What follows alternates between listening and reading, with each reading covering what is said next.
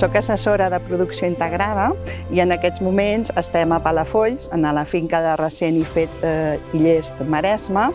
Aquests són uns productors que dediquen una part de la seva explotació al cultiu d'enciam i el que jo us vull presentar avui és una pràctica sostenible que és l'ús de plàstic biodegradable per evitar que creixin les males herbes entremig del cultiu.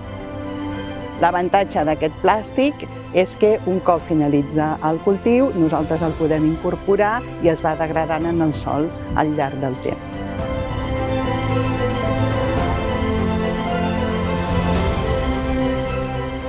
Jo assessoro en producció integrada per reduir l'impacte ambiental dels residus plàstics.